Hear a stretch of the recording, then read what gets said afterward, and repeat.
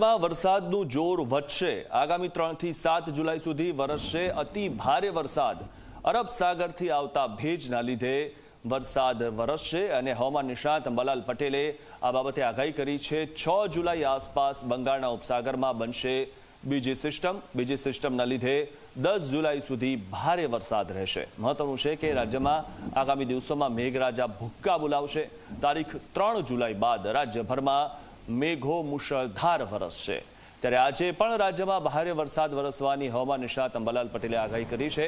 હાલ બંગાળના ઉપસાગર અને અરબ સાગરથી આવતી ભેજવાળી હવાઓના લીધે વરસાદી માહોલ છવાયો છે। તો તારીખ 6 જુલાઈ આસપાસ બંગાળના ઉપસાગરમાં વરસાદની બીજી સિસ્ટમ સક્રિય થશે, જેના લીધે 10 જુલાઈ સુધી રાજ્યના અનેક વિસ્તારોમાં ભારેથી અતિ ભારે વરસાદ થશે।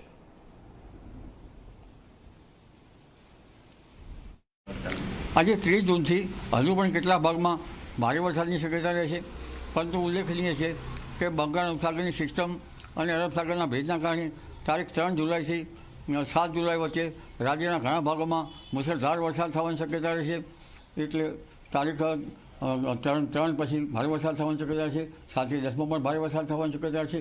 15 જુલાઈ સુધીમાં કેટલાક ભાગમાં હળવો ભારે વરસાદ થવાની શક્યતા રહેશે।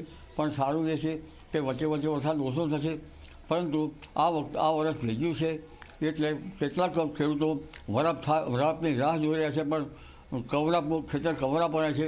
એટલે કદાચ એવું પણ બની શકે કે અર્લી વેરાયટીઓ વાવવાની સ્થિતિ ઊભી પણ થઈ શકે। જી,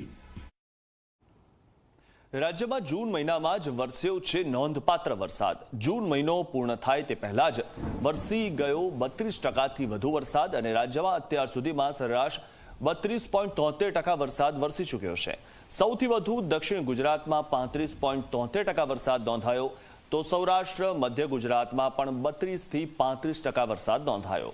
કચ્છ અને ઉત્તર ગુજરાતમાં પણ 30% કરતાં ઓછો વરસાદ નોંધાયો છે। સૌથી મહત્વની વાત એ છે કે જૂન મહિનામાં 30% કરતાં પણ વધુ વરસાદ વરસી ચૂક્યો છે। તો એક તરફ રાજ્યમાં સરેરાશ 32 ઇંચ વરસાદ થયો છે, ત્યારે કેટલાક જિલ્લા એવા પણ છે જ્યાં 40%થી પણ વધારે વરસાદ વરસ્યો છે।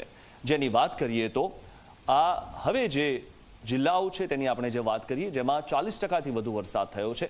કચ્છમાં 29.45% વરસાદ થયો, ઉત્તર ગુજરાતમાં 24.77% વરસાદ થયો છે, ત્યારે સૌરાષ્ટ્રમાં 32.79% વરસાદ થયો છે, તો દક્ષિણ ગુજરાતમાં 35.75% વરસાદ થયો છે અને મધ્ય ગુજરાતમાં 34.66% વરસાદ થયો છે। તો ભાવનગરમાં 50.11% વરસાદ નોંધાયો છે। કારણ કે શરૂઆત જે રીતે થઈ, ભાવનગરમાં 4 દિવસ સુધી સતત વરસાદ રહ્યો હતો।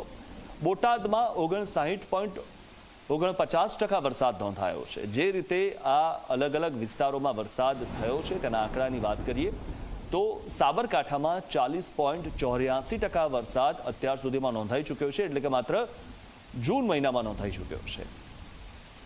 ત્યારે આણંદમાં 48.04% વરસાદ નોંધાયો છે અને આ જે આંકડા છે માત્ર જૂન મહિનાના છે। ત્યારે નર્મદામાં 40.43% વરસાદ અત્યાર સુધીમાં નોંધાયો છે, એટલે કે એક જ મહિનામાં જૂન મહિનામાં આ આંકડા જે છે તે સામે આવ્યા છે। તો સાથે જ સુરતમાં 40.60% વરસાદ નોંધાયો છે, કારણ કે જે રીતે દક્ષિણ ગુજરાતમાં વરસાદ શરૂ થયો, સુરતમાં સૌથી વધુ વરસાદ પડ્યો, ત્યારે 40.60% વરસાદ સુરતમાં નોંધાયો છે।